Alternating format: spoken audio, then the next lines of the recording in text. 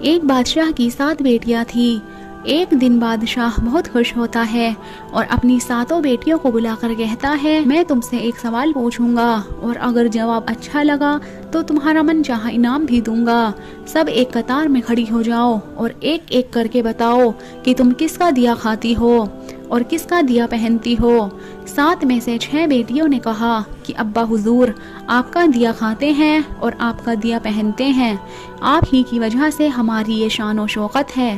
یہ سن کر بادشاہ بہت خوش ہوا اور سب کو ان کی من پسند چیز دے دی۔ جب سب سے چھوٹی بیٹی کی باری آئی تو اس نے کہا، میں اللہ کا دیا کھاتی ہوں اور اپنی قسمت کا پہنتی ہوں اور یہ میرا نصیب ہے۔ بادشاہ یہ سنتے ہی آگ ببولا ہو گیا اور کہنے لگا، اے کم بخت، تو نے میری ناشکری کی ہے، تجھے اس کی سزا ضرور ملے گی۔ شہزادی نے کہا، جو حکم ابا حضور۔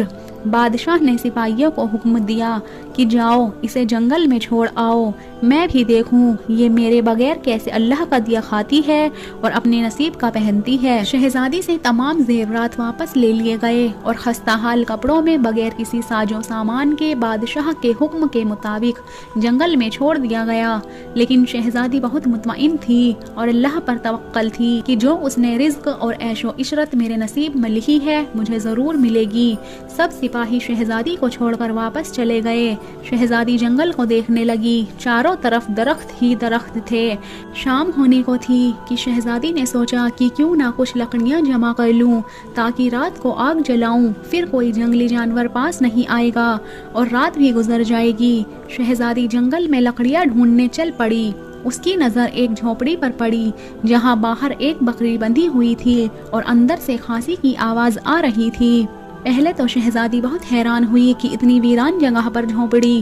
جب وہ جھونپڑی کے اندر داخل ہوئی تو کیا دیکھتی ہے کہ ایک بوڑھا ضعیف ایک چارپائی پر لیٹا ہے اور کھانستے کھانستے پانی پانی پکار رہا ہے۔ شہزادی ادھر ادھر دیکھتی ہے تو کونے میں ایک پانی کا گھڑا پڑا ہوا ہوتا ہے۔ وہ گلاس میں پانی بھر کر بوڑھے ضعیف کو پلاتی ہے اور جھونپڑی کی صاف صفائی کرتی ہے۔ اتنے میں بوڑھا ضعیف شہزادی سے پوچھتا ہے، بیٹی تم کون ہو اور اتنے بڑے جنگل میں تم اکیلی کیا کر رہی ہو؟ تب شہزادی اسے پورا ماجرا بتاتی ہے، وہ یہاں تک کیسے پہنچی۔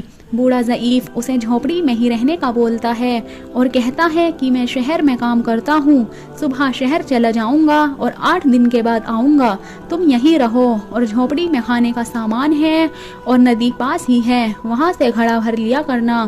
صبح کو بوڑھا ضعیف شہر چلا جاتا ہے اور شہزادی یہاں اکیلی جھونپڑی میں سب صاف صفائی کر کے بکری کا دودھ نکالتی ہے، آدھا اپنے لیے رکھ لیتی ہے اور آدھا باہر ایک کونے میں برتن میں ڈال کر رکھ دیتی ہے کہ رات کو کوئی جانور بھوکا یا پیاسا ہوگا تو پی لے گا۔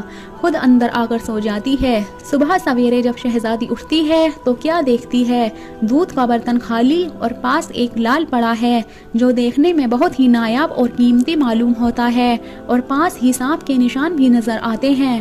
تب شہزادی کو یاد آتا ہے کہ بچپن میں اس نے سنا تھا کہ جب کوئی نایاب سانپ بہت خوش ہوتا ہے تو ایک ایسا لال اگلتا ہے جس کی قیمت ہیرے جواہرات سے بھی مہنگی ہوتی ہے۔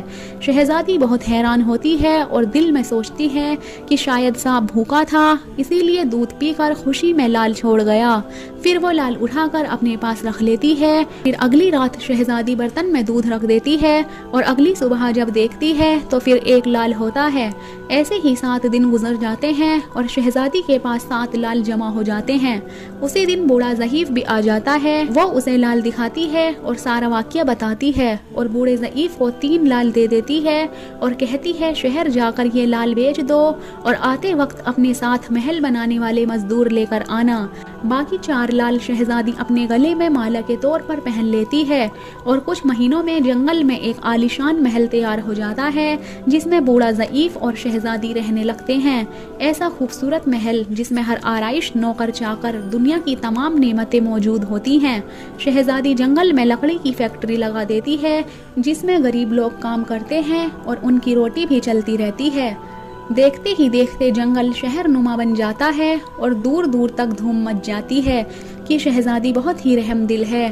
یہ خبر ایسے ہی بادشاہ تک پہنچتی ہے تو بادشاہ کے دل میں اشتیاق ہوتا ہے کہ دیکھو تو صحیح کون سے ملک کی شہزادی ہے جس کی اتنی تعریف ہے۔ بادشاہ سپاہیوں کے ہاتھ شہزادی سے ملنے کا پیغام بھیجتا ہے۔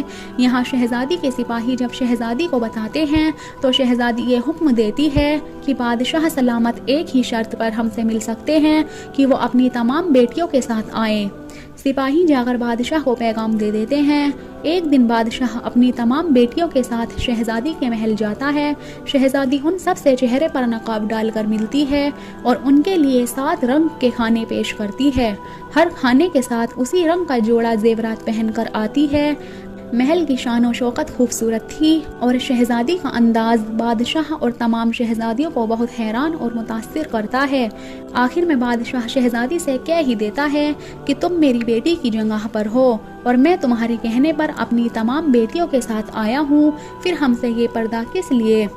بہت اصرار پر شہزادی کہتی ہے ٹھیک ہے میں تیار ہو کر آتی ہوں۔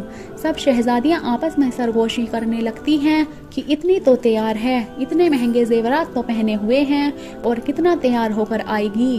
اتنے میں کیا دیکھتے ہیں دور سے ایک خستہ حال کپڑوں میں کوئی آ رہا ہے اور غور کرنے پر بادشاہ کو یاد آتا ہے کہ یہ ابھی تک زندہ ہے۔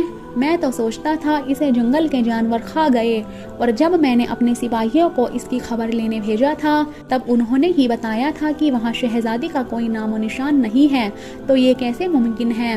بادشاہ خوشی سے جھوم اٹھتا ہے اور کہتا ہے کہ شہزادی کو بلاؤ، میں تمہیں شہزادی سے آزاد کرا کے لے جاؤں گا، چاہے وہ تمہاری قیمت میں میری ساری بادشاہت مانگ لیں۔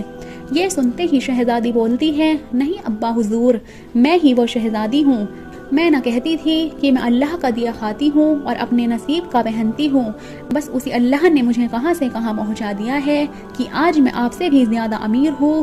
پھر شہزادی اپنا تمام حال بیان کرتی ہے کہ وہ اس مقام تک کیسے آئی اور دکھاتی ہے اپنے گلے کی مالا جس میں 4 لال جڑے ہوتے ہیں۔ یہ بات سنتے ہی باقی تمام شہزادیاں دل ہی دل میں رشک کرنے لگتی ہیں اور سوچتی ہیں کہ ایک کاش ہم نے بھی تب یہی کہا ہوتا کہ اللہ کا دیا کھاتی ہیں اور اپنے نصیب کا پہنتی ہیں۔